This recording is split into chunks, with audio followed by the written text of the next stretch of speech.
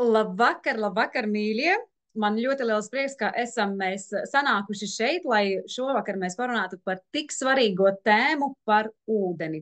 Mēs tik daudz esam dzirdējuši par ūdeni, ka to vajag dzert, bet reizēm pat īsti mēs nezinām varbūt, kāpēc to vajag dzert. Kāda ir ūdens nozīme un loma vispār mūsu organismam, mūsu veselībai, mūsu skaistumam?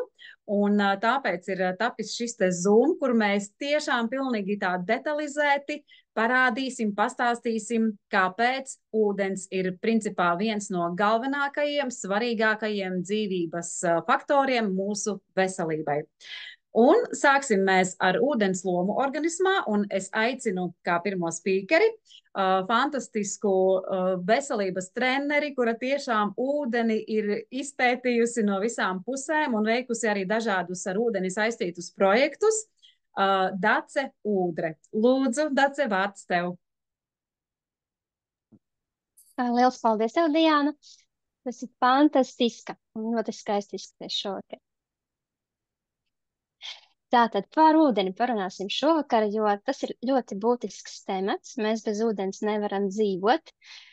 Ja bez ēdiena varam dzīvot nedēļām, bez ūdens nevaram iztikt nekādīgi. Un tas ir ļoti būtiski uzņemt ūdeni, jo, ja mums trūkst ūdens, mēs sākam izžūt, izkalt, mums sāk parādīties tādas problēmas kā ādas sausums, galvas sāpes, migrēnas, gremošanas problēmas, un par to mēs visu parunāsim šīs tiešraides laikā, un Diana uzliks slaidus, lai varētu parādīt vairāk jums visu šo informāciju, un ceru, ka varēsiet uzsūkt visu to, ko mēs rādīsim, stāstīsim, un beigās būs jums arī jautājumi.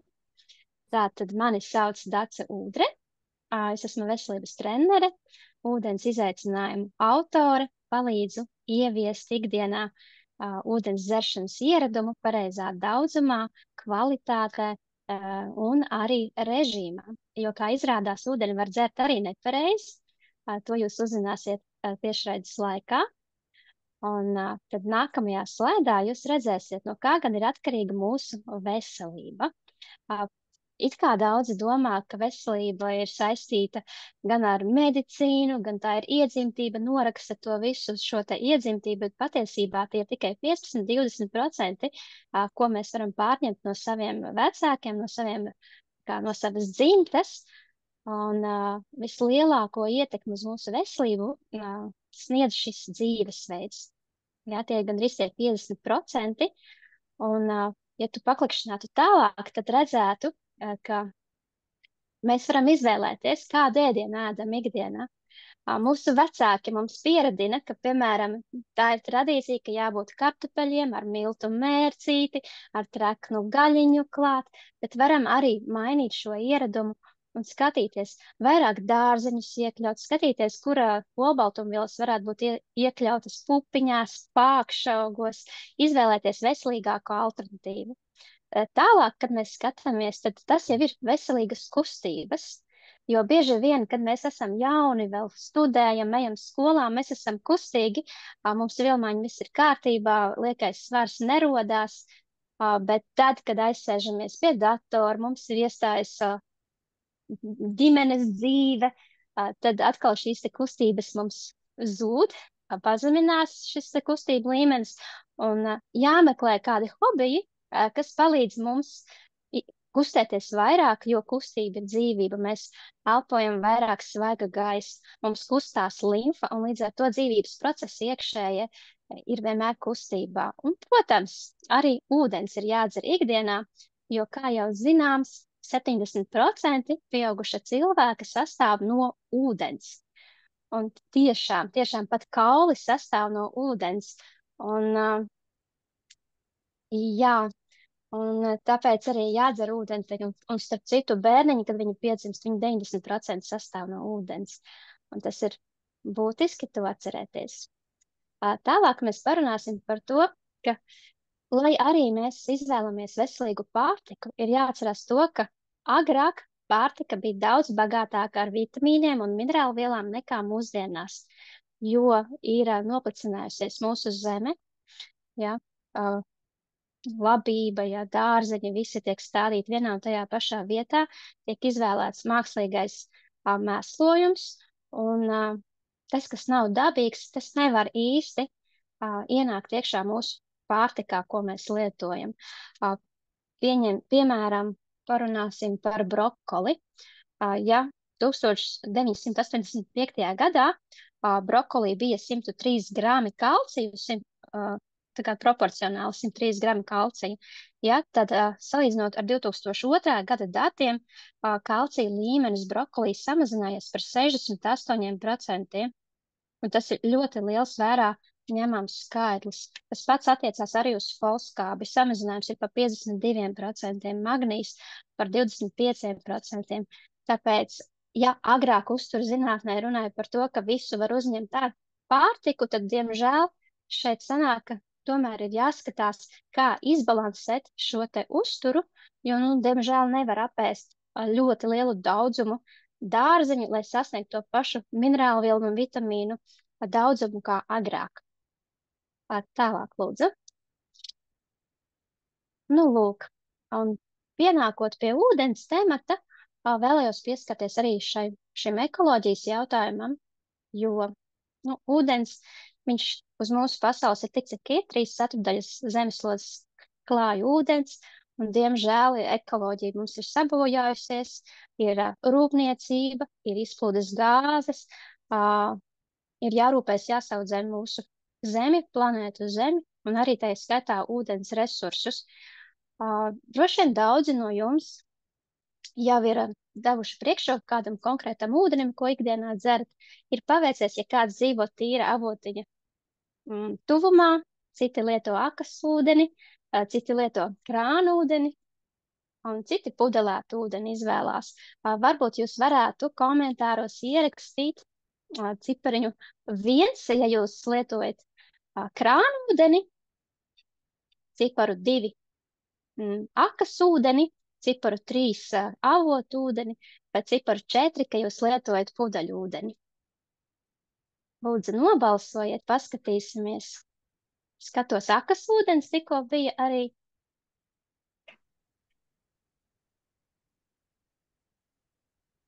Jā, avotu ūdentiņš. Avotu ūdentiņu arī var iegūt ne tikai pie paša avota, bet arī, protams, pasūtīt ar piegādu uz mājām. Krānu ūdens.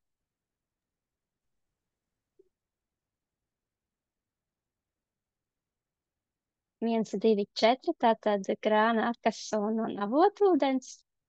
Ļoti labi. Tas nozīmē, ka jūs dzerat ikdienā ūdeni un jūs esat domājuši par to, par tā izvēli.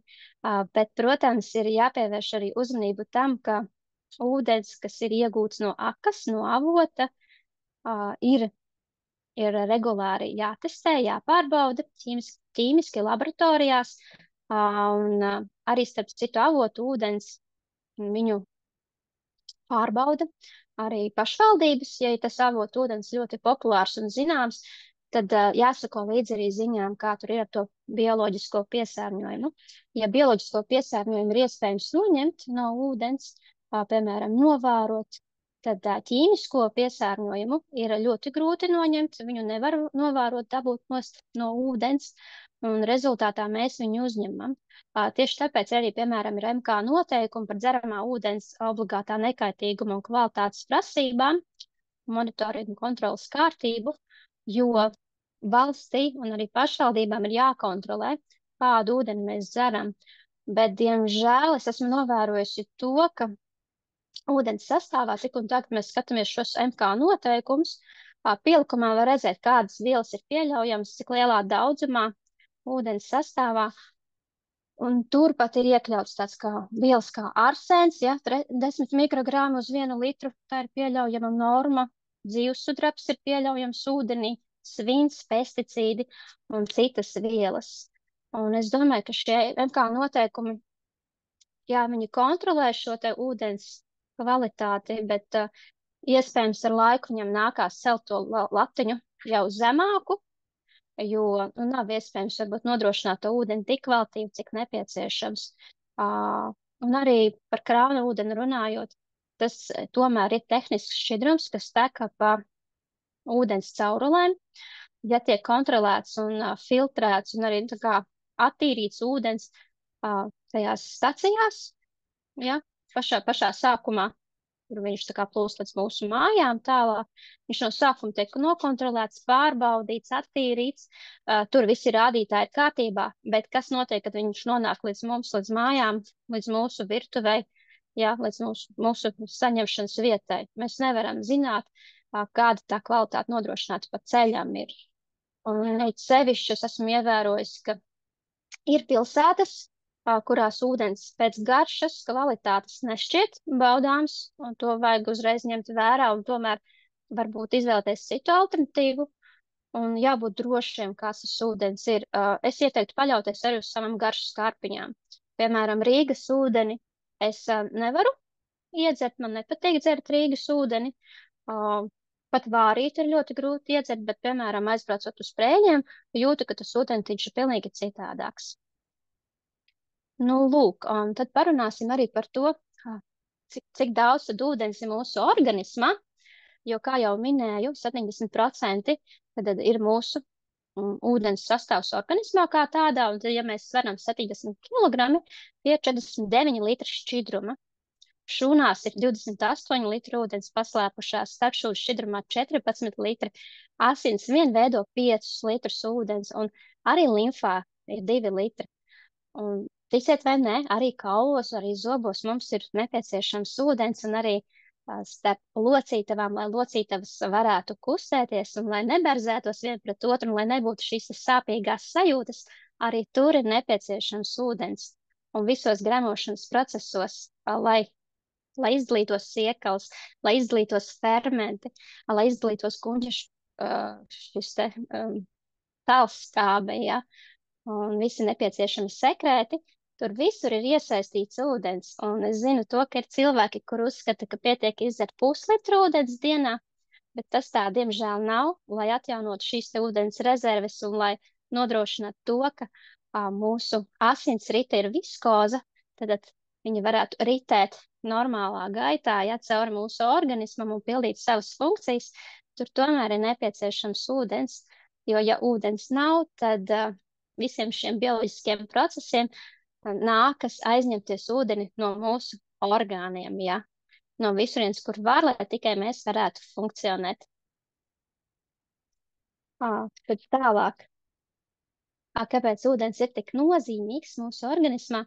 Tāpēc, ka ūdens nodrošina ne tikai termoregulāciju, ne tikai to, lai mēs esam padzērušies, lai šūnas tiktu padzirdītas, bet ūdens arī nodrošina to, ka tiek izvadīti ūdenī šķīstošie toksīni no mūsu organisma.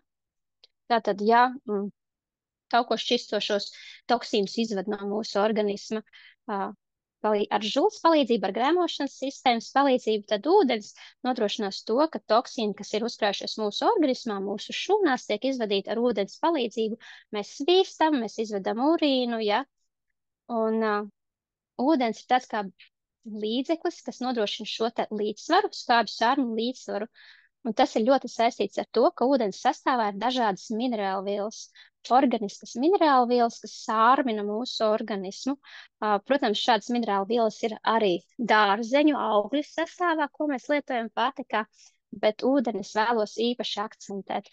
Nu, lūk, un mūsu organismu uzdevums ir nodrošināt to, lai mūsu iekšējā vidē būtu homeostāze. Tas nozīmē konkrēts stāvoklis katrā no mūsu orgāniem, ja, no orgānu sistēmām, ir ļoti niansēti tas viss sakārtots, ka, piemēram, asinīs mums tiek nodrošināts skābju sārmu līdzsvars uz 7,35 līdz 7,45 pH. Tas ir ļoti būtisks rādītājs, uz ko es vēlētos vērst uzmanību, jo tad, kad cilvēks nonāk slimnīcā, viņš ir bezsamaņā, viņa pH līmenis asinīs krītās, ļoti strauji krītās, un ja tas nokrīt pārāk zemu, iestājas nāve. Un ko tajā brīdī dara mediķi? Viņi iedod mums to fizioloģisko šķīdumu vēnā, ielaiž, lai mēs varam atjaunot šo te mūsu normālo stāvokli, lai asins atkal būtu sārminātas. Un ja mēs nenovedam sevi līdz tādam stāvoklim un ikdienā rūpējamies par savu skābi sarunu līdzsvaru, par to, ka dzeram ūdentiņu, lietojam veselīgu pārtiku, sabalansētu, tad līdz tādām kliņķiem mēs nevaram nonākt.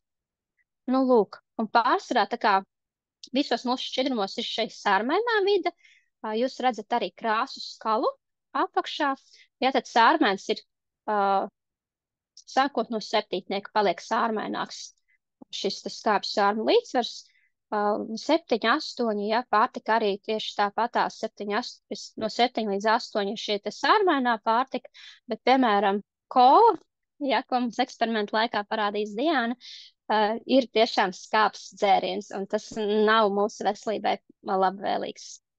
Jā, un apskatot šo te skābju sārmu līdzsvaru, redzam, ka kuņģi ir ļoti skāba vide. Tas nozīmē, ka tas nepieciešams mūsu gremošanas procesiem. Arī siekalām var būt skābāka vide, sārmaināka vide, un arī urīnam var mainīties šis skābju sārmu līdzsvars, bet kopumā tas balansam jābūt tomēr vairāk uz sārmaino pusi. Tālāk. Kas notiek, ja mēs pārāk maz dzeram ūdeni? Un kas notiek, ja mēs nekustamies, ja mums ir stress, mēs pīpējam, smēķējam, lietojam medikamentus, aizraujamies ar citām negatīvām nodarbēm. Lūk, mūsu organisms paliek saskābis, un varētu pat teikt, ka kāds cilvēks mūs no malas novēro, viņš redz, nu, ko tu tāds kā saskābis burķis esi, ja? Un tas arī burtiski tā arī uztverams, ja mūsu organisms ir saskābis, asins vairs nevar būt tik sārmainas, viņām pietrūkst minerālu vielas, kuras paņemt, nu, piemēram, ja mūsu asins tā kā ir saskābušas, viņām vajag sārmināties, viņām vajag minerālu vielas sārmainās dabūt. Un ja ūdens nav dzērts, nu, kas jādara tad asinīm, lai viņas kaut cik varētu plūst caur mūsu asinsvadiem, tas nozīmē, viņām ir jāizņemās šis sārmainos minerālus no kauliem, no zobiem, no mūsu mastiem, un nav brīnums, ka ādas stāvoklis pasliktinās, nav brīnums, ka sākas cilvēkiem šis te kauli sāk tā kā palikt trauslāki, osteoporoze rodās, un šādas biezas asins, viņas nevar izplūst caur smalkākiem kapilāriem mūsu organismā. Un jūs redzat, ka galva ir viens liels tāds kapilāru vīstoklītis, un lai šim mazajam kapilāram iziet cauri viens tas eritrocīts, viņam jābūt atdalītam, atsevišķam, tādām viskozām, tām asinīm plūstošām jābūt. Un ja asinis nespēja aizplūst līdz mūsu smadzenēm, tad rodas arī galvas sāpes, starp citu. Tā kā mūsu uzdevums patiesībā ir sārmināties, nodrošināt to, lai asins var plūst brīvi, veikt savas funkcijas, piegādāt skābekli, jo eritrocīti tieši to arī dara, piegādā skābekli mūsu audiem. Un pretīm paņem ogliskābo gāzi, ja, un tālāk mēs jau, kā jau jūs zinat, viss nonāk līdz mūsu plaušām, kur tas tiek izvadīts ārā. Nu, un tālāk, jā. 12 galvenās minerālu vielas, kas ir nepieciešams mūsu kauliem. Tās ir ļoti dažādas, bet šīs te uzskaitītās ir galvenās: bors, kalcijs, kroms, dzelzs, silīcijas, sērs, selēns, kālijs, fosfors, magnijs, mangāns un cinks. Un ir citas 64 papildus minerālu vielas. Un krāna ūdeni nevar būt tik daudz visas tās minerālas iekšā. It sevišķi, ja mēs vēl lietojam dažādus filtrus, mums ir jāparūpējas, lai tas ūdens būtu bagāts ar minerālu vielām. Tas ir tāds svarīgs faktors. Ne tikai, ka ūdenim jābūt drošam, ja, no pesticīdiem, no ķīmikālijām, no bioloģiskā piesārņojuma. Ir arī daudz citas īpašības, bet šī īpašība, ka viņam ir jābūt viegli mineralizētam ar minerālu vielām, tas ir ļoti svarīgi, jo tieši kalcijam, šis kauliem mums ir nepieciešams viss šis vielas, tā skaitā arī kalcijs. Nu, lūk. Un apmēram 98–99% no kalcijas atrodas tieši koncentrētā veidā kaulos un zobos, bet atlikušie 1–2% atrodas tieši mūsu asinīs. Un ja trūks asinsritē mūsu šīs kalcijas, ja, sārmainās minerālu vielas, tas tika paņemts no kauliem, no mūsu kaulu rezervēm, kas atrodas kaulos, ja.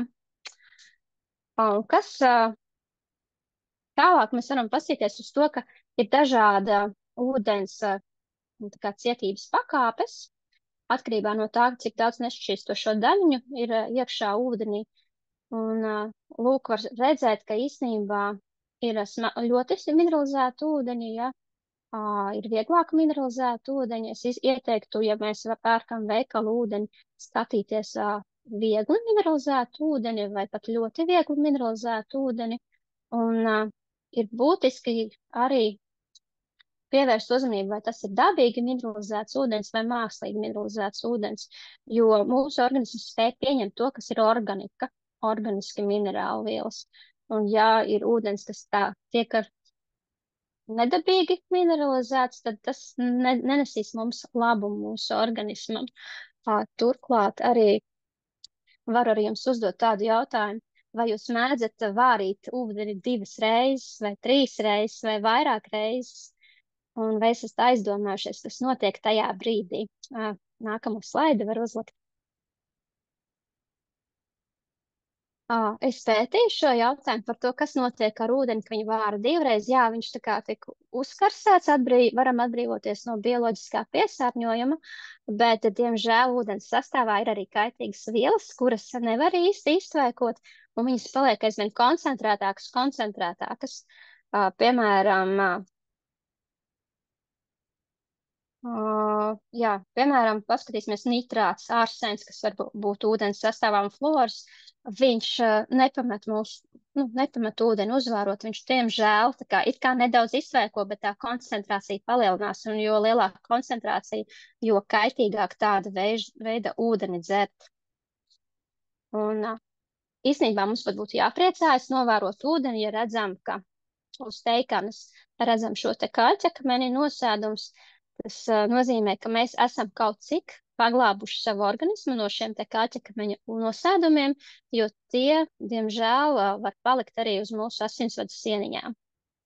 Un asinsvadu var pārkaļķoties. Tā ir tā atšķirība, vai mēs dzeram dabīgu mineralizētu ūdeni ar dabīgo kalciju, vai tomēr ir šis te kaļķa nosēdumi, kas ir ūdenī. Aicinu pievērst tam uzmanību. Nu, lūk, un tad parunāsim par to, kā gan mūsu organisms spēj neutralizēt skābes mūsu organismā. Un, ja jūs jautāsiet, kāda veida skābes varētu būt, tad kā tipiskāko piemērs varētu minēt pienskābi. Pēc sportošanas mūsu muskuļi ir noguruši, tie ir izdalījuši pienskābi, un jāmeklē dabīgus veidus, kā no tām pienskābēm atbrīvoties. Un to mēs darām ar sārmēnu minerālu palīdzību. Tad tajā brīdī, kad organisms vēlas sevi sārmināt, palīdzēt, viņš, piemēram, paņems kalciju no kauliem. Kas notiks rezultātā, ja mums sāks pietrūkt kaulos šis kalcijs, rodas osteoporoze. Ja paņem kāliju no muskuļiem, tā ir aritmija. Ja magnīju no muskuļiem paņem, tie ir krāmpi, sirds nepietiekamība, muskuļu sāpes. Un, ja paņem nātriju, tad tās ir slāpes, tā kā slāpju sajūta, kā ar pēc sāļiem ēdieniem. Un tas pats arī ir, it kā mums saka bērniņš piedzimis, ja, ka viņš mums katrs jauns bērniņš atņem mums kādu zobu mammai, bet tā patiesībā nav. Zobu mums atņem tas, ka mēs esam saskābuši un ka neesam parūpējušies par to, ka mums būtu pietiekamā daudzumā kalcijas organismā. Un lai asinīm būtu šis kalcijs, viņš paņems arī no zobiem kalciju, mums radīsies trausli zobi, sāks drupt un jukt ārā. Un starp citu celulīts ir saskābuši tavu kaudi, ja? Sāļu nogulsnes ir tās, kas ir neizvadītās skābes no organismu. Kā jāskatās par to, kā mēs par sevi rūpējamies, par savām locītavām, par saviem asinsvadiem, par mūsu labsajūtu kopumā. Un tālāk redzēsiet arī, jūs varat paši sevi pārbaudīt, vai jūs esat saskābuši. Šeit ir dažādas pazīmes, kas liecina par to, ka mēs esam saskāpuši, drūmi, ja, imunitāte pazeminās, rodas dažādi tā kā salšanas sajūta, sabiezēs žults, gremošanas procesi ir pasliktinājušies, jutam rūgtumu mutē, palēku tādu kā baltu aplikumu uz mēles. Jā, jo tad, kad mēs esam saskābuši, ir ir dažādas šīs veselības problēmas, tādi kā signāla lampiņas, kas liecina par to, ka mums vajadzētu kaut ko darīt. Un tad, kad organisms ir saskābis, tad arī mēs ievērojam to, ka, piemēram, piena sēne parādās, jā, ir kaut kāda nepatīkama sviedru aromāts, aplikums uz mēles, ļoti tā kā kasās sniedz, tur nezinu, acis, jā, sausa āda. Tam visam ir jāpievērš uzmanība un jādara kaut kas lietas labā. Un tas pirmais solis, ko mēs varam darīt, ir tiešām ūdentiņš, jā. Ūdeni mums jāuzņem visvairāk no visu, ko mēs liekam mutē, tie ir 70% no visa tā, ko mēs apēdam un izdzeram. Un atlikušais tad ir pārtika. Un pārtikai jābūt sabalansētai. Mēs varam censties ēst vairāk sārmainu pārtiku, ideālā gadījumā 80% sārmainu pārtiku un 20% atlikusī pārtikas daļu, kaut kas vēl klāt pie, piemēram, pie salātiem, pie zaļumiem, pie auglīšiem. Un pamatā cilvēki atzīst, ka viņiem tas neizdodas. Ir gadījumi, kad ir 50/50, bet es teiktu, ka drīzāk ir pretēji, ka 20% ir šī sārmainā pārtika un 80% ir viss, kas cits, ko nevajadzētu ēst. Vēl mēs varam sevi sārmināt ar sāls vannām, pastaigām brīvā dabā, elpošanas praksēm, jogu, meditācijām, iešanu pirtīs. Un padomāsim vēl par ūdens trūkumu pazīmēm, kādas varētu būt, ko mēs varētu izjust. Bieži vien cilvēki, kuri maz dzer ūdeni, saka, bet man jau neslāpst. Tas nozīmē, ka cilvēks jau nonāca tik tālu, ka šūnas saprot, mani tāpatās nepadzirdīs, man neiedos to ūdentiņu, un šūnas vienkārši pārstāja prasīt. Bet patiesībā mums jau laicīgi pirms tā visa ir jāpaspēj pamanīt šīs slāpju sajūtas, kad notiek dehidratācija. Mēs bieži dehidratāciju ļoti labi pamanām tad, kad ir bijusi vemšana vai caureja, bet ikdienā, kad mums ir šīs dienas gaitas, skrienošas darbs un nepaspējam varbūt padzerties, nepaspējam parūpēties par to, lai pudele būtu novietot tepat rokas stiepienā uz galda, lai varētu padzerties. Tas ir mūsu uzdevums, jā, parūpēties par to, lai ūdens dzeršanas ieradums būtu mūsu ikdiena. Lūk, un tad ir tā sausums sajūta mutē, jā. Ādas sausums, pazūd enerģija, sausums sajūta acīs, urīna krāsa, starp citu, var palikt tumšāka, sirdsdarbības problēmas, jo, ja mums ir asinis ir smagas, un sirsnieki sanāk ļoti daudz smagi darboties un strādāt, lai pumpētu asinis uz priekšu, ja, dažādas sāpes locītavās, muskuļu masa var samazināties, jo vienkārši muskuļiem trūks šis ūdens. Un man patīk arī tas piemērs par kronisko miega trūkumu, kā kroniskas miega problēmas, it kā esi noguris un neizgulējies, bet tas ir faktiski tāpēc, ka mēs neesam pietiekami daudz dienas laikā padzērušies. Jo, ja trūkst ūdens, tas nozīmē trūkst arī skābeklis, mēs esam skābekļa badā. Tas pats attiecās arī uz ēšanu. Mums ir jāpaspēj padzerties pirms ēdienreizes, izdzert noteikti normu ūdeni, lai varam radīt visu tā gremošanas sūs, kas ir nepieciešams, lai būtu siekals, lai būtu visi enzīmi nepieciešami, lai varētu pilnvērtīgi sagremot pārtiku un izvadīt viņu, ja? Un lūk, tas arī sasaistās ar gremošanas sistēmas problēmām. Un tad kā pārbaudīt, vai mēs dzeram pietiekami daudz ūdeni, vai tas ir kvalitīvs, tad ir divi tādi veidi, vai nu mēs pārbaudām, kāds mums organisma pH, ja, vai viņš ir skāps vai sārmens, piemēram, ar siekalu testeri, mēs varam to izdarīt ar tādu lakmusa papīrīti, pirms ēdienreizes, pēc ēdienreizes paskatīties. Mums ir bijušas lekcijas, kad mēs klātienē rīkojam un tad iedodam katram šādu testerīti, pārbaudīt siekals, un uzreiz var redzēt, kuram tas siekalu pH ir pārāk zems, pat pie 5, pie 6, un kurš ir tiešām dzēris ūdeni, jo to testeri nav iespējams apmānīt. Ja tu ikdienā nedzer ūdeni un tieši pirms lekcijas izdzers, tur nekādas īpašās izmaiņas nebūs. Tas ir darbs ikdienā katru dienu. No otras puses var arī veikt pH testus laboratoriski, urīna testus, asins analīžu testus, lai noteiktu šo pH līmeni, bet tas, kas mums ir par rokai, mēs varam vienkārši paskatīties, kāda ir urīna krāsa, kad mēs ejam uz toaleti. Ja?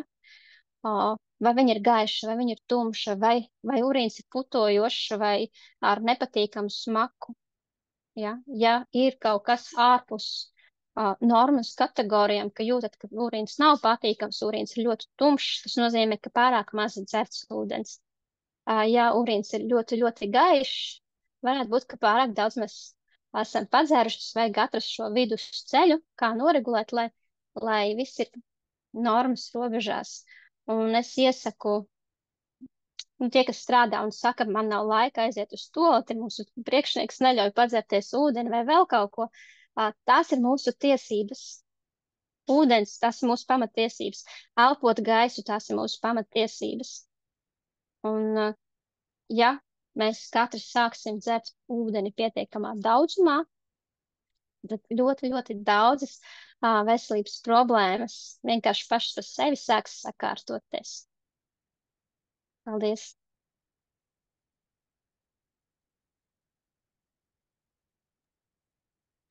Paldies, sirsnīgs Dace, par tik izsmeļošu tiešām tādu stāstījumu par ūdens nozīmi un kāpēc tas ir nepieciešams mūsu organismam.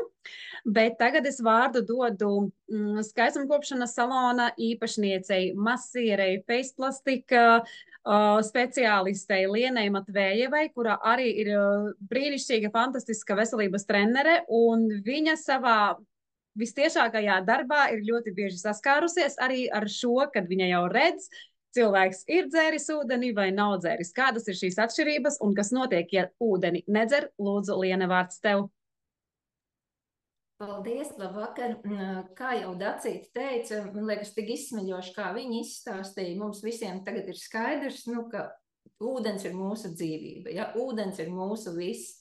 Es varētu slaidu pirmo. Jo paskatīsimies, tad, ko tad ūdens tieši regulē, kāda ir ūdens nozīme mūsu organismā. Tātad ūdens pātrina vielmaiņu un regulē ēstgribu. Ūdens otrkārt palīdz izvadīt atkritumu produktus un toksiskas vielas. Ūdens piedalās locītavu šķidruma veidošanā.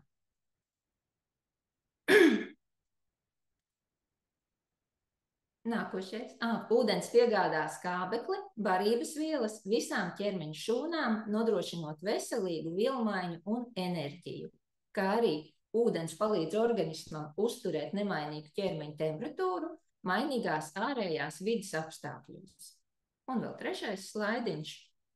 Ūdens uzlabo gremošanas sistēmas darbību, ūdens ir efektīvs pretsāpju līdzeklis, kad sāpes ir saistītas ar organismu atūdeņošanos, un te ir pat tiešo tiem, kam ir galvas sāpes, un ūdens mitrina ādu no iekšpuses un saglabā to elastīgu un tvirtu. Te ir tīrs pierādījums tam, ka ūdens ir vajadzīgs pirmais mums dzēriens, bet kas notiek bieži cilvēkam, arī tie, kas man atnāk uz procedūrām, ienāk salonā, cilvēks bieži visas dienas laikā ir dzēris visu. Kafiju, 2-3, tēju, apelsīna sulu, svaigi spiestu vai no paciņas, pienu, kvasiņu, tikai ne ūdeni. Viņš ir dzēris visu, kas viņam skābina organismu, bet vienīgais, kas viņam būtu bijis jādara, vismaz, lai uzturētu skaistumu un veselību, būtu jādzer vismaz tukšā dūšā, tīrs, pareizi strukturēts, silts, sārmains ūdens un arī tukšā dūšā visas dienas garumā. Bet bieži vien tas pilnībā absolūti iztrūkst, jo arī man daudz klienti sūdzas, ne tie, kas ir pārstrādājušies, bet arī tie, kas pārstrādājušies, arī tie nav dzēruši ūdeni, kad atnāk, saka, man sāp galva, man nestrādā galva, man vispār nav spēka. Un bieži te nav runa tieši par pārstrādāšanos, kā par to, ka viņš vispār nav dzēris ūdeni, jo, ja ne galvas smadzenes mums sajutīs uzreiz ūdens trūkumu, un viņš reaģēs kā vispārējais organismu nogurums, un atlikts būtu tikai tik daudz, kā to ūdens glāzi pacelt pie lūpām vairāk kārt, ja, izdzert to savu ūdens daudzumu, kas ir vismaz 30 ml uz tavu kilogramu svara, un tev galva nesāpētu un būtu lielāks darba spējas un nebūtu tāds nogurums. Un atrunas arī cilvēkiem parasti ir, kā jau cilvēkam, ir visdažādākās. No rīta es nevaru uzspēt padzert ūdeni, jo man ir jāēd brokastis, kad tad es ēdīšu brokastis. Paspēju tikai pabrokastot. Pa dienu es esmu iekritusi darbos, es esmu visu aizmirsusi, bet 2 kafijas neaizmiršu izdzert. Vakarā es aizēju mājās, tad jau ir vakariņas, un tad jau viss ir par vēlu. Es vairāk nedzeršu, jo tad man būs naktī jāsteigā uz toleti. Vienīgais, varbūt, ko viņa ir pacērusi pēc vakariņām, padzēra mazlietiņu uz vakariņām, virsū ūdeni vai tēju padzēra. Un šis šķidrums, ko padzēra pēc vakariņām, viņš aizies tavā asinsritē tikai pēc 5 stundām. Kamēr iztukšosies mums kuņģis, 2-3 stundas atkarībā no ēdienas smaguma, un parasti vakaros jau ir diezgan tāds vissmagākais ēdiens. Kamēr aizies ūdens tiks līdz resnējai zarnai, kur viņš uzsūcas, ne jau kuņģī mums uzsūcas ūdens, tad būs pagājuši tās 5-6 stundas, un principā visu laiku mums organisms ir bijis absolūtā šķidruma badā.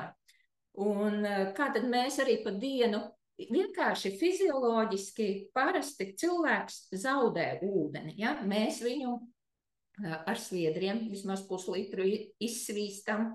Tas nenozīmē, ka mums ir slapjš krekliņš, mēs vienkārši izsvīstam.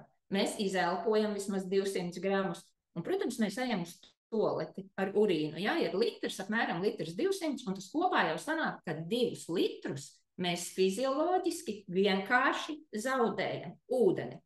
Un ja cilvēks mums viņu nedod atpakaļ organismā, kā organisms spēja vispār funkcionēt, ja, vienkāršos bioloģiskos, bioķīmiskos procesus nodrošināt, tas nozīmē, ka viņš ņems kaut kur no saviem resursiem. Un tāds cilvēks izžuvis, kurš nav devis savu pat vispār elementāru 1 glāzi ūdens savu dienā, viņš nāk vēl, piemēram, nāk uz salonu, viņš jūtās tūskains. Kādēļ viņš jūtās tūskains? Jo viņš nav dzēris, ja? Organisms ieslēdzis ir aizsarga reakcija un glabā to pēdējo šķidrumu, kas viņam ir tajā organismā, bet viņš nāk viņu dzīt laukā. Viņš nāks uz zābakiem, nāks uz vakuuma masāžu, uz lipolīzi, uz ruļiem, uz endosfēru. Un vēl mēģinās izgrūst, kā es saku, izspiest no sevis pēdējo sulu. Jā, tāds, jo tā ir cilvēka daba, ka viņš mēģinās rast kaut kādus vieglākus līdzekļus kā sevi, attaisnot visas savas nedarīšanas, ja? Lai kāds cits viņa vietā pastrādā. Jo ņemot, piemēram, es 70 kg sveru, man būtu jāuzņem 2 litri dienā vismaz, un es 2 litrus dienā vismaz zaudēju.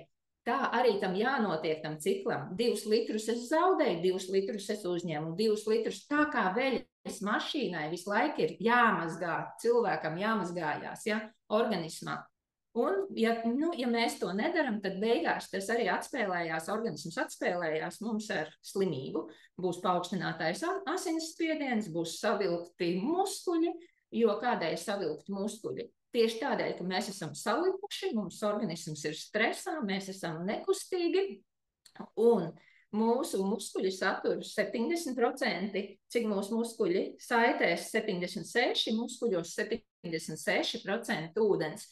Bet vēl ūdens satur, ja runājam par skaistumu, arī āda 70% un satur fasciālais ķermenis. Tas ir tā, tagad jau ir ļoti moderna fasciālā masāža, dziļā fasciālā masāža, ja? Dziļo audu masāža. Tad, kad mēs gribam veikt tādu dziļu masāžu un uztaisīt arī sejas liftingu, ir sejas fasciālā masāža. Un fascijas arī tieši tāpat satur 30% ūdeni.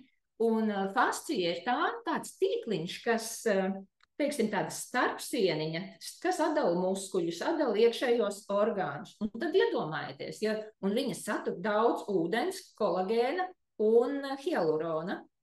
Tātad, ja šīs starpsiena būs, vai viņa būs elastīga, skaista, vai viņa būs sažņaukta, sažuvusi un sačokurojusies. Ko viņa darīs? Viņa spiedīs mums uz muskuļiem, uz orgāniem, uz asinsvadiem, uz saitēm, un mēs paši būsim salipuši, sačokurojušies un saskābuši. Ja?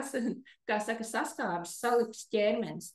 Un ko dara cilvēks? Cilvēks grib aiziet uz skalonu, uzlikt kolagēna masku un mēģināt sevi samitrināt no ārpuses. Tas neizdodas, ja nav tas būvmateriāls un mitrums, kā saka, un šķidrums no iekšpuses, un tās ir tās milzīgās kļūdas. Ja? Un tādēļ, ja tā ņem, tad organisma novecošana būtībā ir organisma pašsaindēšanās. Viņš noindējās pats savā purvā, savā tajā skābajā vidē, ja tu nedzer, vienkārši, ja tu nedzer ūdeni, pareizu, sārmainu ūdentiņu, ja?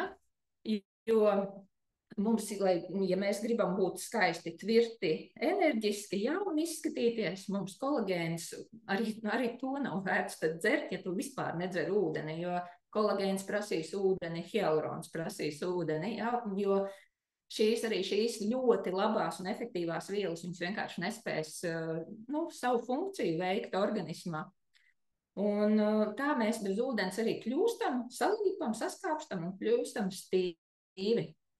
Tā kā brīnumlīdzeklis ir viens, nav tāda ārējā brīnumlīdzekļa zelta maskas ar zelta puteklīšiem, un mega hialuronu un kolagēnu, ko uzliks, un tu būsi jauna, skaista un ar liftingu.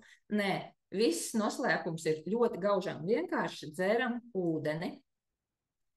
Un, teiksim tā, arī, kad uz salonu nāk tievēt, kas ir pirmais līdzeklis? Uz slaidiņā bija pirmais punkts, ūdens pātrina vielmaiņu, un mēs tievējam. Un tieši tā arī ir. Ūdens pātrina vielmaiņu, ja mēs viņu dzeram vēl pēc protokola pareizi starp ēdienreizēm tukšā dušā, mēs ļoti ātri zaudējam svaru bez drastiskām diētām un bez drastiskām pat citreiz veselību graujošām procedūrām, kas ir tāds vēl veicina audu salipšanu, audu dedzināšanu un ļoti dziļu izkarsēšanu. Un šeit jau, protams, ir runa arī par to ūdeni, kādu mēs lietojam. Dace jau izstāstīja, kādi ir dažādi ūdens parametri, vēl Diana tūlīt izstāstīs, jo no pieredzes ir, ka, var pastāstīt par 2 klienšu rezultātiem, kāda viens no cilvēkiem bija, kurš dzēra ūdeni. Viņš ir cilvēks teicamnieks, un viņš dara visu. Viņā nav pārmērības, viņā nav liekās svara. Viņa izskatās labi, ārēji viņa izskatās labi, un viņa dzer daudz ūdens. Un viņa nāc pie manis ar problēmu, ka es jūtos piepampusi. Tu nekad nevari pateikt no ārpus, ka viņa piepampusi, ja, kad viņa ir tūskaina, bet viņai sajūta ir tāda, ka viņai spīlē ādu. Viņa saka, man spīlē ādu, man spīlē acis, man liekas, ka man spiež uz acīm, un man ir tāda pilna galva, bet es dzeru ūdeni. Un viņa sāka dzert, lietot hidromaksu paku, iegādājās un vienkārši sāka dzert šo komplektu. Un pēc 2 nedēļām viņa atrakstīja, viņa saka, man viss ir kārtībā, es jūtos brīnišķīgi, man vairāk nekas nekait, un man arī ir, mainījusies vēdera izeja, tātad arī tas viss ir nokārtojies. Un otrs cilvēks, kurš man atnāca, viņai gan ir vairāk kā veselības problēmas, kur ir gan diabēts, gan migrēna, īstā migrēna, gan dažādas locītavu slimības un herpe, kur ir bieži. Un viņa atnāca, tādā vadošā amatā strādā, un viņa saka, man ir galva pilna, es jūtos tik nogurusi, un man ir tāds vājums, un tā kā man par rokai jau ir brīnumlīdzekļi, es viņai iedevu lielu glāzi pentokānu, izdzert un iedevu līdzi uz mājām K-500. Es teicu, ieliec ūdentiņā, un vakarā vienkārši siltu ūdeni izdzer lielu krūzi. Un viņa arī man nākošā dienā atrakstīja, tā, es šo vēlos iegādāties, jo kas tas bija? Es jūtos ļoti labi, man palika viegla galva, un es jūtos ļoti labi. Un arī tas cilvēks jau man ir ticis līdz parašildu pakai, jo izgājusi ir gan hidromaks, visu padzirdījusi organismu detoksu, un to viņa arī atzina, ka tas galvenais, kas arī bija, kad viņa padzirdīja un jutās padzērusies. Tā, no manas puses. Paldies liels Lienai! Jā, un Liena jau pieskārās šai tēmai, kur mēs runājam par to, kad kādu tad ūdeni izvēlēties un kādu ūdeni vispār atpazīst mūsu organisms. Un nedaudz par to es arī pastāstīšu.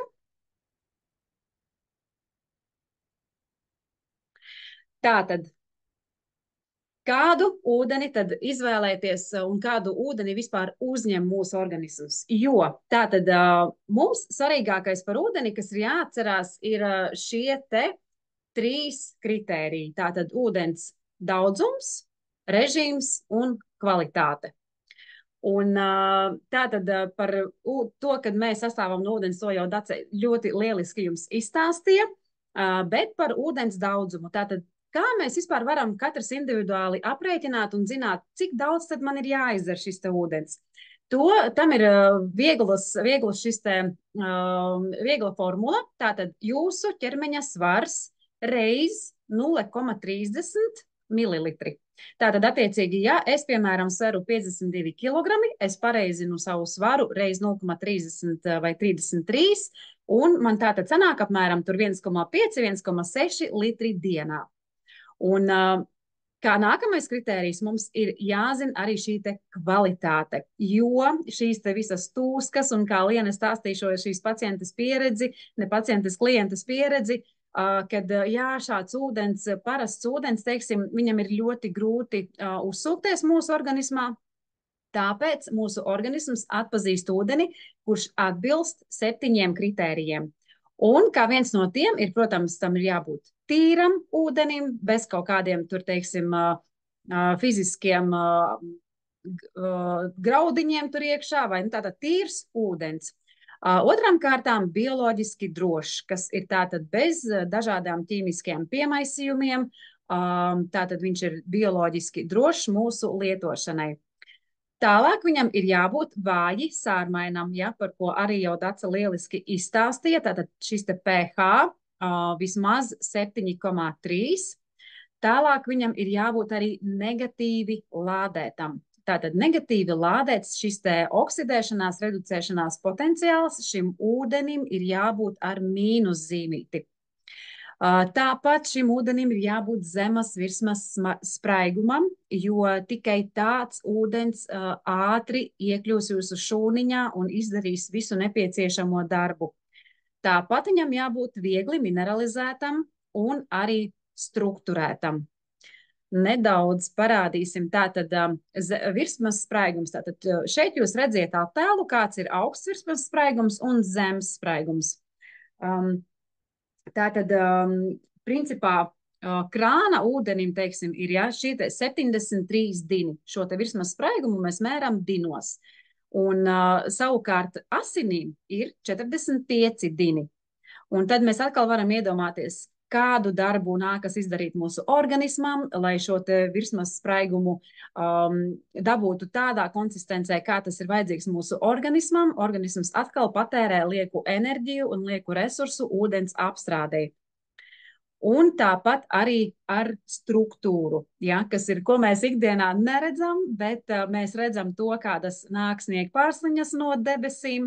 Tātad arī ūdenim ir ļoti svarīga šī te ūdens struktūra, šis te kristāliskais režģis, jo šāds ūdens arī tātad tiek vieglāk mūsu šūnā iekšā, un tad tam ir tāda, kā saka, laba informatīvā atmiņa.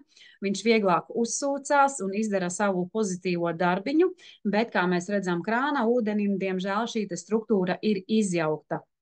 Un šeit es arī pie šī te varētu pateikt, arī, teiksim, daudz esam dzirdējuši par to, kad ūdeni mēģina dažādākajos veidos atdzīvināt, uztaisīt viņu tādu, dzīvu, dažādos veidos, gan ar sodu, gan ar dažādām elektrolīzēm, bet ko mēs izdarām? Mēs izdarām, principā, mēs iejaucamies ūdens struktūrā, mēs izjaucam šo te kristālisko režģi, mēs sajaucam ūdens molekulu, un šāds ūdens jau nepavisam vairs nav uzskatāms par bioloģiski pieejamu ūdeni. Un kāds tad ir šis te ūdens noslēpums, ar ko arī mēs šeit visi nodarbojamies un stāstam un esam vienkārši sajūsmā, jo mums ir tā zelta atslēga uz kvalitatīvu ūdeni, un tas ir mūsu šis te koralmain. Tātad, es nezinu, kāpēc es neredzu sevi. Tā, jūs mani redzēt, jā? Es redzu visu Jā, laiku viss kārtībā, mēs tevi redzam. Labi, es redzu liedi visu laiku. Tātad šis te koralmaina. Kas ir koralmaina? Tātad, principā, koralmaina, ja mēs iemetam viņu ūdenī, viņš atbilst visiem šiem te 7 ūdens kvalitātes kritērijiem, kurus es iepriekš nosaucu. Un koralmaina viņš tātad ir iegūts Japānā, Okinavas salā, kurā vispār bija atklāti cilvēki ilgdzīvotāji. Un visiem bija ļoti interesanti, nu, kā viņi var saglabāt savu jaunību, skaistumu. Viņi praktiski neslimo. Kur ir tas noslēpums? Un sākot pētīt šo te apvidu, atklāja to, ka tātad viņi dzīvo pie Okinavas salas, kurās ir šie te koraļi. Un iedomājieties, viss šis te ūdens, ko viņi lieto uzturā, kur viņi peldās, kur viņi vienkārši dzīvo pie šī ūdens, arī elpo, ja? Tas atstāja šo te labvēlīgo ietekmi uz viņu veselību. Un tad, nu, koraļu klubs ir pirmais tāds inovatīvais, man liekas, vispār fenomens vispār pasaulē, kas šo te ūdeni sāka arī iepakot šādos te maisiņos. Šīs te maisiņi, tātad viņi satur 69 mikro-makro elementus, par ko jau Dacis stāstīja, kas ir ārkārtīgi nepieciešami mūsu kaulu sistēmai, mūsu vispār visām 12 orgānu sistēmām, jo tātad šis ūdens ir ļoti līdzīgs mūsu starpšūnu šķidrumam, un lietojot šādu ūdeni, mūsu organismam vairs nevajag patērēt lieku enerģiju, lai viņu apstrādātu, lai viņu sārminātu, lai šo te oksidēšanās, reducēšanās potenciālu ar mīnuszīmīti dabūtu. Tātad visus 7 kritērijus mēs varam iegūt ar šo te ūdeni. Bet, lai arī jums to visu nodemonstrētu, kā solīts, parādīšu eksperimentu, un tad pie reizes arī vairāk pastāstīšu. Šeit es nopirku vienkārši ūdens, tātad, jo ļoti daudzi cilvēki saka man, es jau dzeru ūdeni, kas ir tātad veikalā nopirkts, mums liekas, ka viņš ir dzīvs, ar pareizu pH, šis te potenciāls ir pareizs, bet tad nu mēs tūlīt to izmērīsim, vai tiešām, jo es viņu tikko arī attaisīju, ja es speciāli netaisīju vaļā viņu, lai viņš ir svaigs, tikko attaisīts, un izmērīsim viņam šo te oksidēšanās, reducēšanās potenciālu. Kas tad ir tā tautas valodā šis te oksidēšanās, reducēšanās potenciāls? Tātad tam, principā, dabā ir 2 veidu ēdieni, dzērieni. Vieni ir tie, kas mums iedod enerģiju, un otri tie, kas mums atņem enerģiju. Tas, kas ir ar mīnuszīmīti, tas mums iedod enerģiju. Tas, kas ir ar pluszīmīti, mums atņem enerģiju. Ja? Vienkāršā valodā sakot, tātad ir enerģija vai nav enerģija, ir skābeklis vai nav. Un tā, šeit mēs tātad mēram. Tā, jūs redzēt, ja? Plus 150, ja? Tātad nav mīnusiņa priekšā, tātad šim parastam ūdenim ir plus 150. 150 milivolti un pH, nu pH ir ok, 8,8. Nu, lūk. Tagad mēs paskatīsimies, tātad es šim te ūdenim, es atvēršu vaļā, pievēršu mūsu koralmainu. Es viņu izvēršu, lai viņš mums ātrāk iedarbojas, jo principā mēs vēl pagaidītu ikdienā 5 minūtītes, un šis ūdens būtu vajadzīgs mums silts, lai viņu lietotu uzturā, bet es domāju, ka viņš arī tūlīt jau būs iedarbojies, un skatāmies. Tātad es iebēru šeit tikai koralmainu. Ko viņš mums rāda? Aizgāja mīnusā, ja? Iet vēl lēnām, jā. Strauji mazinās, jā. Strauji, jā. Tātad 62, 60, tātad mēs redzam, kā šis te koralmaina sāk atdzīvināt šo te ūdeni. Tātad šādā ūdenī mēs varam teikt pilnīgi droši, kad ir šie te mikro-makro elementi, šeit ir skābeklis, viņš ir pareizi strukturēts, viņš ir ar šo te zemo virsmas spraigumu, ar atbilstošu pH. pH arī tūlīt paskatīsimies. pH pat redzēt, jā, kāds 9, jo šeit ir tātad viņš koncentrētā veidā, ja, bet ikdienā mēs viņu šo te vienu maisiņu mēs liekam uz apmēram 1,5 litri. Tātad redzam, kā parastu ūdeni atdzīvināja šis te mūsu koralmaina. Ikdienā mēs, diemžēl, daudz, nu, mēs jau vairs ne, bet zinām to, ka daudz cilvēki lieto, izsevišķi jaunieši, bērni, dažādus gāzētos dzērienus. Un paskatīsimies intereses pēc, cik milivoltu sastāv šajā te saldinātajā dzērienā kā kola.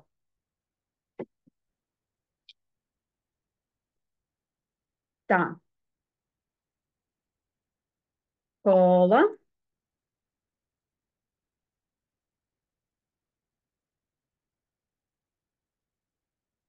Ko mums rāda? Redziet, ļoti strauji aizskrēja uz 200, plus 200, plus 300.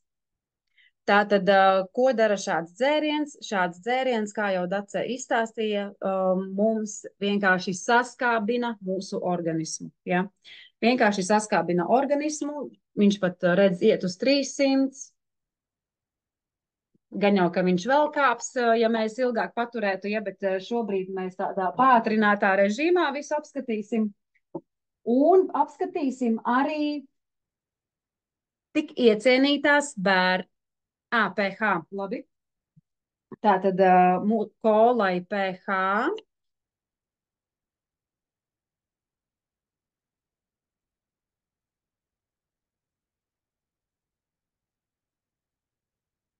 Kolai pH 2,8.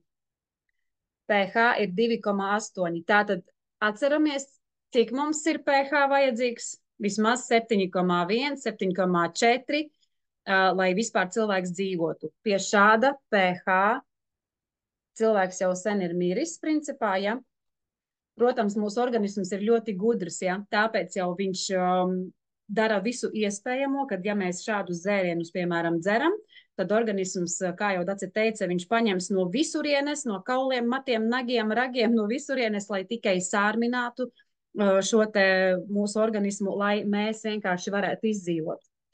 Jā, pH 2,8 vienkārši traģisks. Un izmērīsim arī tādu it kā tik nevainīgās bērnu suliņas, ko vecāki reizēm liekas, ai, nu, lai jau bērniņš tur, nu, īstenībā diezgan bieži es esmu pat redzējusi tādus vecākus, kuri pat katru dienu vispār uzskata, ka bērnam ir nepieciešams dzert šādas te suliņas. Un tad, nu, izmērīsim šīs te suliņas.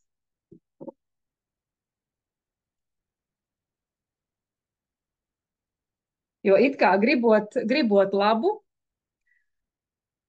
un nezinot informāciju, vecāki izdara daudz sliktāk. Tā, un suliņa.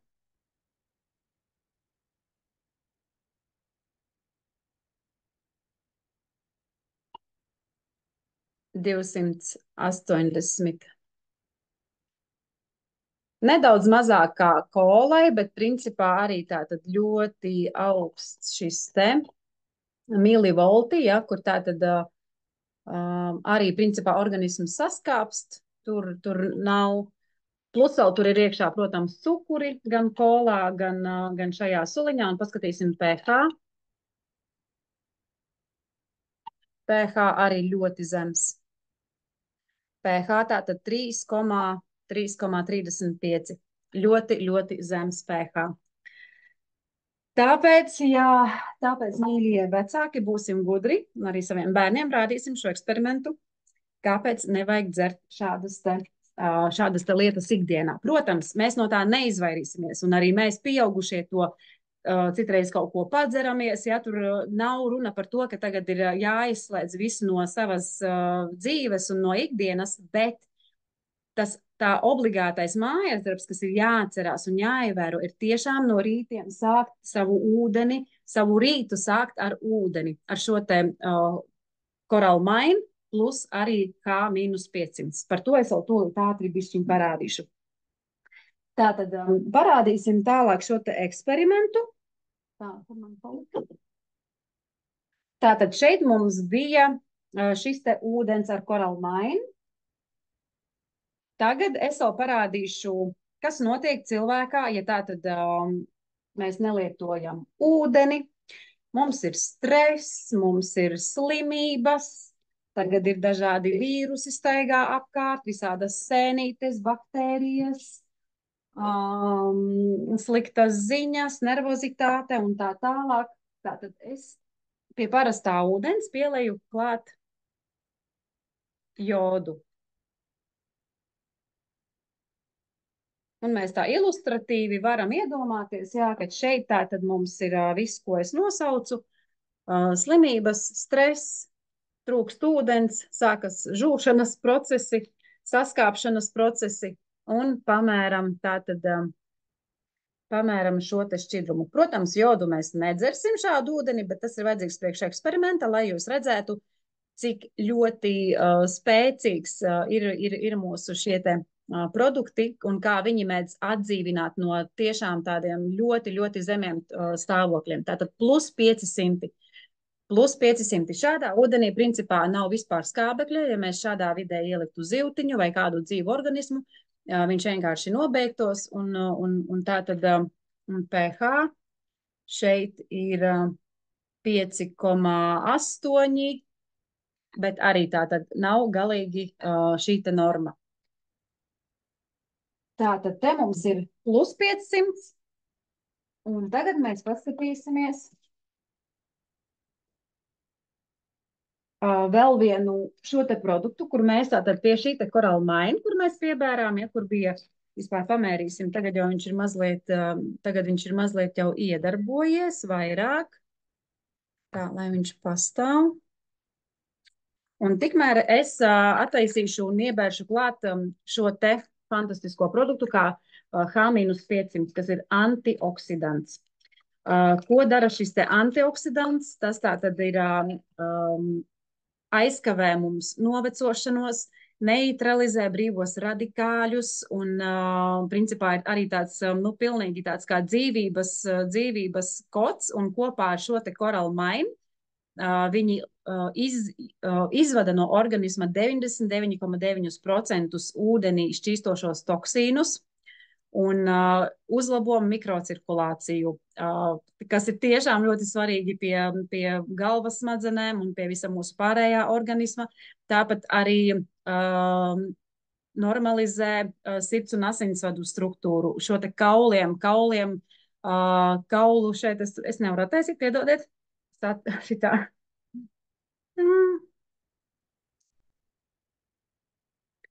Kā 500 mums tātad izdala visu veidu skābes no organisma, un tagad es viņu pieberu šeit klāt.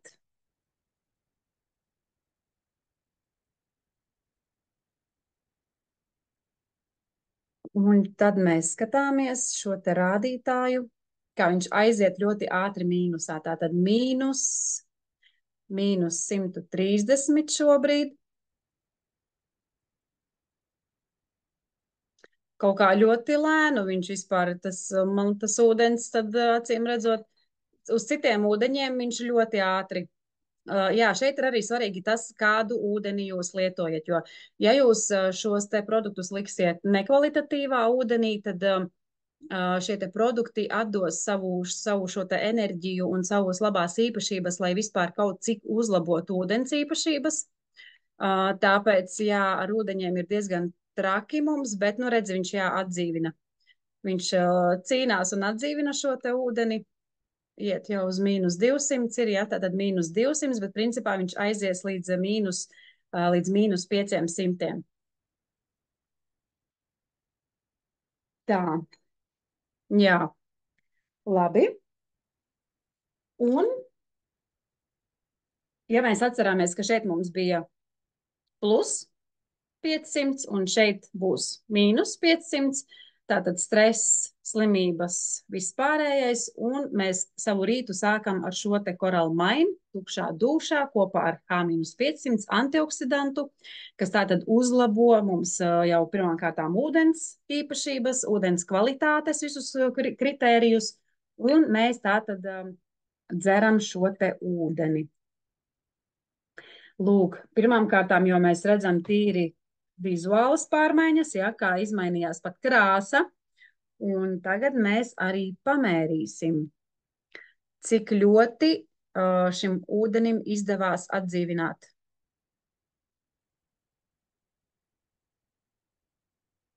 Tātad viņš ir palicis mīnusā.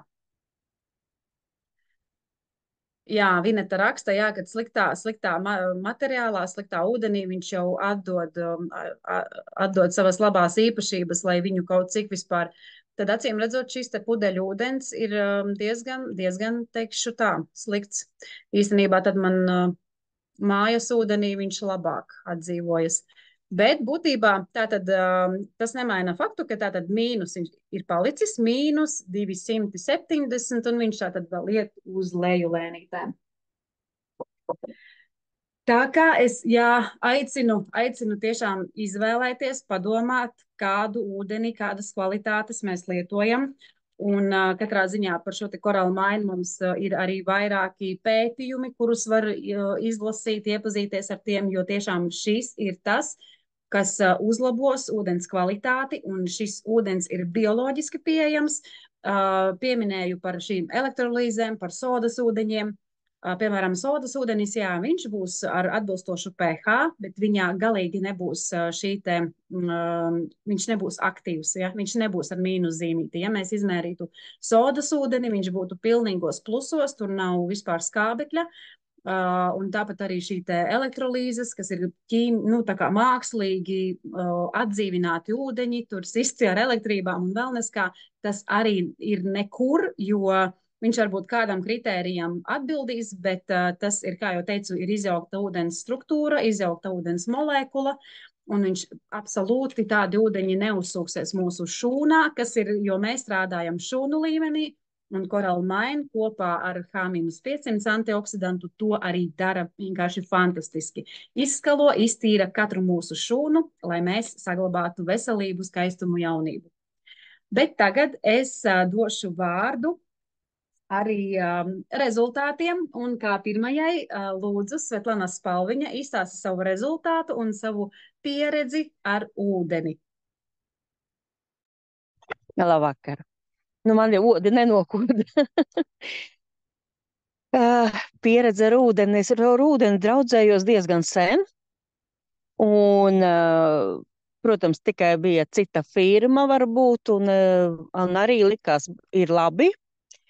Bet tā kā pasaulē viss kaut kas notiek un tie krājumi izsīka, meklēju variantus. Es esmu diezgan tāda skeptiska pret visu šito te, man diezgan daudz vajag, lai es noticētu kaut kam. Un Diānu novēroju pusotru gadu. Ko tad dari ar to visu? Lūk, bet nu tad tie visi tie mani krājumi izbeidzās. Un es domāju, jānoriskē nopirkt tikai ūdeni. Pirmais bija, kad es nopirku Coral Mine tikai. Un pēc kaut kādas, pusotras nedēļas varētu teikt, kad es sapratu, ka manā galvā tā kā, man bija tāda kā švammīga sajūta tajā, dūma, ka kaut kāda.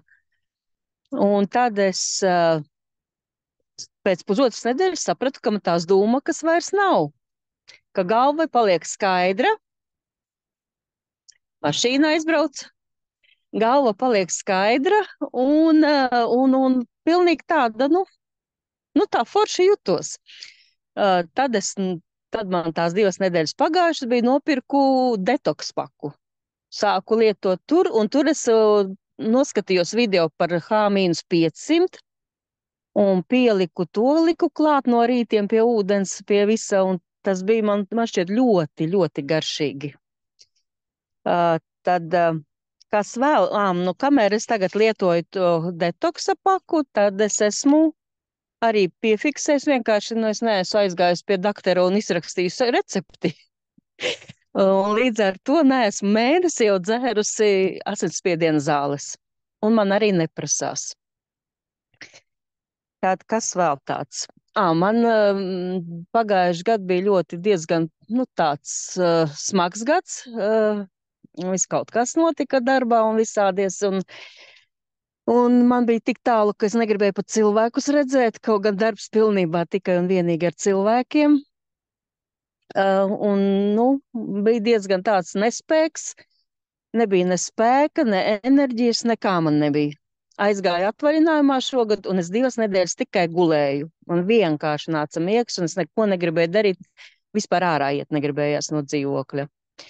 Nu, un tagad, kad es to visu dzeru, es jūtu, ka man ir arī enerģija, un kad man pat rodās prieks iet cilvēkos atkal. Nu, tā kaut kā. Un rītdien sākšu dzert parašilu paku.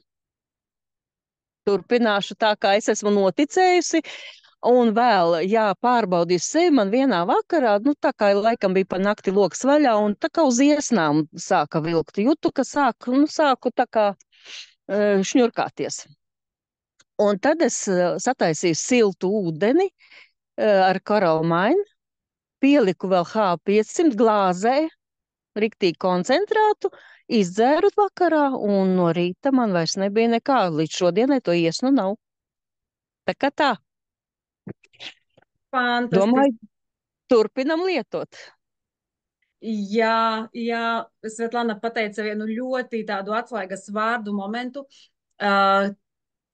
ka viņa tātad pie pirmās saslimšanas simptoma izdzēra koncentrētu koralmainu ar K500. Kāpēc tas ir jādara? Tāpēc, ka sārmainā vidē vīrusi, parazīti, sēnes baktērija nedzīvo. Ar sārmainu vidi, ja mēs vairāk uzturēsim šo te sārmaino vidi, tad mēs arī neutralizēsim šos te vīrusus, sēnes baktērijas. Tāpēc, jā, tā ir tāda arī manā ģimenē pirmā palīdzība, līdz ko jūtu kaut kādu mazāko saslimšanas simptomu, uzreiz dzeru koncentrētu šo te ūdeni, un mēs varam tiešām tikai ar ūdeni tikt galā no kaut kādām šādām te saslimšanām un vīrusiem un tā tālāk. Paldies tev, Svetlana. Un kā otru rezultātu lūdzu palūkšu Kitija Cimermane, lūdzu dalies ar savu pieredzi. Kitija?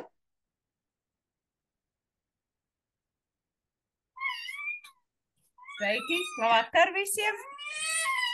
Esmu ar koraļu produktiem jau 7 gadi.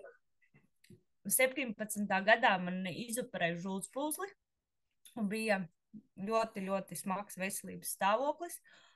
Un, protams, es sāku ar attīrīšanās paku, kurā iekšā bija koralmaina un H-500. Un sākot dzert ūdeni, jau pēc nepilnām 2 nedēļām es jutos pilnīgi cits cilvēks. Jo man trūka gan enerģijas, sāpēja galva, ļoti bieži sāpēja un smagi sāpēja galva. Un tad, kad es dzēru ūdeni, tad pamazām viss sakārtojās, pazuda arī lielais skābes līmenis kuņģī, kas bija vienmēr ļoti augsts un ļoti dedzināja kuņģi. Un nu tā bija no sākuma tā bija neticēšana, pēc tam es sāku ticēt tam, ka ļoti labi strādā, un jau 7 gadi nelietoju nekādus medikamentus, ko man rakstīja ģimenes ārsts.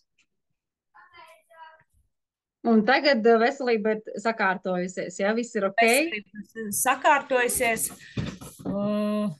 jā. Paldies tev, Kitija. Paldies, sirsnīgs. Tā, varbūt mums ir vēl kāds rezultāts. Tā es skatos, vai... Jā, es gribu, tu mani laidīsi, ja, parunāt? Jā, droši. Paldies, jā, forši, paldies. Nu, īstenībā ūdens bija tas, uz ko es vispār atnācu uz šo kompāniju, Koraļu klubs. Es atnācu uz 2 vārdiem - dzīves ūdens. Tad, kad es prasīju savai radiniecei, ar ko viņa nodarbojās, un man tas tā norezonēja, jo es neko nebiju par to zinājusi. Es ieraudzīju to vienu paciņu, un mana pieredze sākās tikai ar ūdeni. Nu, tikai ar korālu maini es sāku, jo es viņai prasīju, kas tad man ir jānopērk. Viņa saka, sāc ar ūdeni, un tad es ar to ūdeni sāku. Godīgi sakot, droši vien tāpēc arī mani veda, kā saka, pakāpeniski, lai es izjustu tikai to ūdens, nu, to spēku, jo īstenībā es viņu sāku just to dzīvo ūdeni jau kaut kādā 3. dienā, tad man bija 35 gadi. Man likās, ka man jau tāda sausāka, un man tā nervu sistēma švakāka, un tāds tā kā atmiņas trūkums, un ar katru dienu man likās, manā ķermenī vērās kaut kas arvien vairāk vaļā. Sākumā es pamanīju, ka man tāda skaistāka, mitrāka. Es pilnīgi redzēju, kā viņa man sāk tur tā kā pilnīgi liekas, ka mirdzēt no iekšas. Ja? Man bija tāda sajūta, ka man ņem nost kaut kādu vāku vai kaut kādu miglu. Es sāku nodarboties ar garīgo attīstību. Man nāca visādas idejas, man parādījās enerģija. Tad pirmā pieredze ar ūdeni un dziedināšanu bija tā, ka saslima mana meita. Man bija tikai mājās tās ūdens paciņas. Viņam saka, mamma, man ir slikti. Es saku, sataisi koncentrētu ūdeni un izdzer un būsi vesela. Un iedomājies, es atnāku mājās, un viņa vesela, man acis uz kātiņiem, jo nu, tu tā kā tici kaut kam, bet kamēr tu neesi pārbaudījis, nu, tu netici, kā tas var būt. Ja? Jo sārmēns ūdens koncentrēts mūsu šajā gadījumā, ja mums ir tiešām kā zāles izmantojums, un mums šobrīd iet imunitātes projekts. Visiem, kam nokrītās imunitāte vai ir kaut kādas problēmas, ir jādzer tas ūdens. Un tad, protams, nu, tūkstošiem tie rezultāti. Jūs paņemat dzīvniekiem, man tagad baiba, es nezinu, viņa nav, bet es viņai liku iefilmēt, kā viņas suns izvēlās tikai dzīvot. Vienādi trauciņi, vienā krāna ūdens, vienā koraļūdens, un viņš tikai to dzer. Viņam neviens tur nekādus zinātniskos pētījumus nav pastāstījis. Tāpat ar manām mazmeitām. Man vienmēr visi sūdzās, viņas nedzer ūdeni, tāpēc, ka viņām negaršo mīris, nedzīvs ūdens, kurā nav nekā. Es pati vairs tādu vispār nevaru iedzert. Tā, kad viņas tiek pie manis, viņas tiek pie ūdens, viņas dzer cilvēki, jo viņi jūt to rezonanci, jo dzīvam cilvēkam vajag dzīvu ūdeni. Paldies! Paldies, Vineta, paldies. Varbūt ir kādam, ja ir vēl kādam jautājums, var vai nu pieslēgties ar mikrofonu, vai tā, kas mums te bija? Soda ir +500, jā, tas bija par eksperimentu. Man mamma dzēra asinsspiediena zāles 10 gadus, līdz iemācījās dzert ūdeni un arī izgāja detoks plus paku. Vairs nav nepieciešamas šīs zāles. Cik fantastiski, jā, redz, ko mēs tiešām redzam uz cilvēkiem, kuri atsakās no šīm te zālēm. Tā. Varbūt, ja vēl kādam ir jautājumi, droši var pieslēgties. Vai man lietot krāna ūdeni vai pirkto? Esmu Rīgā. Jā, ir tā, ka būtībā Rīgā, arī Dace jau teica, jā, ka Rīgas it kā dzeramais ūdens īsti nav tas labākais. Pirktais ūdens arī ir jāskatās patiesībā. Tā kvalitāte viņiem ir atšķirīga. Zinu, ka mūsu vidū mums ir, teiksim, tā nav reklāmā, ja, bet, Zaķumožai vai nebija viens no tādiem labākiem rādītājiem, ko var ātrāk, teiksim, atdzīvināt. Jo mums ir svarīgi, lai šīs te korāla maina un H500, lai viņš nevis atdot tam ūdenim, ja to, protams, viņš ūdenim atdot, bet lai mums tas viss labums ieiet mūsu organismā. Tāpēc ir tiešām svarīgi izvēlēties šo te ūdeni. Var lietot arī, piemēram, akasūdeni, bet ja jūs tiešām esat pārbaudījuši, ja ziniet, ka tur nekādi notekūdeņi neiekļūst un tā. Tā kā, krāna ūdens... Es varu ūdens... pateikt. Jā. Par to pirkto ūdeni, ja, kad dažreiz viņi ir tik netīri, ka pat krāna ūdens ir labāks. Ja. Tā kā no pirktā ūdens arī jāskatās, ko jūs pirksiet, jo dažreiz tiešām nav jēga tērēt to naudu. Ja. Tagad arī Diana uztaisīja eksperimentu pirktajā ūdenī, un viņu arī nevar līdz galam atdzīvināt. Ja. Tā kā mēs iesakam droši vien saviem konsultantiem pajautāt, kurš ir tāds vislabākais materiāls, kurā ielikt šo te, jo arī pudeļūdeņos ir šī te neorganika, un tiešām tad viss šīs te spēks, antioksidantu un koraļu spēks, viņš aizies vienkārši, lai neutralizētu šos te smagos metālus, šos te savienojumus, kas ir tā kā nav vēlami. Es gribēju vēl pakomentēt. Man Es strādāju Rīgā, man darbā ir filtrēts krāna ūdens. Tas filtrētais krāna ūdens ir vēl, pH ir nokrities uz 6,5. Ja krāna ūdens ir virs 7, tad tas pH tie rādītāji, kvalitātes rādītāji vēl krītās. Līdz ar to tur trūks vispār minerāli, viņš ir tukšs ūdens, nav dzerams un arī grūti atdzīvināt ar koralīti. Tā kā ir tiešām jāizvēlās labs ūdens. Man pēc garšas kārpiņām ļoti patīk lāsītes, telpas ūdens 5 litru pudelēs. Viņš tāds mīksts, foršs. Un katram cilvēkam tā biorezonanse, kuru ūdeni izvēlēties. Vienam tur kalcijs vairāk trūks, citam tur magnīs vai citi minerāli vielas. Katram cilvēkam ir kaut kas cits, viņš pats jau sajūt, kas ir tas vajadzīgais, un mēs vienkārši papildinām, atdzīvinām ūdeni ar visiem šiem te minerāliem. Jā, Es paldies. gribēju pateikt, ka kamēr cilvēks nav attīrījies, viņam biorezonanse nestrādā vispār. Jā. Daudzi man ir dzēruši, es esmu mērījusi, aizbraucu ciemos, viņi saka, mums tik labāk, ka tik garšīgs ūdens, viņi ielēja, viņš pilnīgi brūns. Jā. Cilvēks bieži vien, kamēr nav tīrs, viņam nestrādā rezonanse vispār, tāpēc viņš arī dzer visādus kolus un visu kaut ko, kas viņam nav jādara. Jā, pilnīgi piekrītu.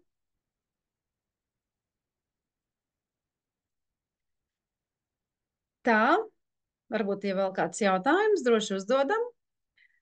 Ja nē, tad paldies visiem, kas pieslēdzās, un tiešām mums ir arī daudz vēl šī dažāda materiālu par ūdeni, mēs varbūt vēl nepieskārāmies šodien tik daudz tieši ūdens režīmam, bet to jūs noteikti jautājiet, ja jūs iesiet kādu programmu vai lietosiet šo te ūdeni, noteikti prasiet savam veselības trenerim, kāds ir šis te ūdens režīms, jo tas arī nav tikai tā, ka mēs dzeram, kad gribam, bet ir ūdens režīms. Un paldies manām brīnišķīgajām kolēģiem, Dacei un Lienei un mūsu rezultātiem, Svetlanai un Kitijai. Jauku jums šo te vakaru, dzersim ūdeni kvalitatīvu un būsim skaisti, veselīgi un laimīgi. Paldies jums visiem! Tā es mēģinu atrast, kur ir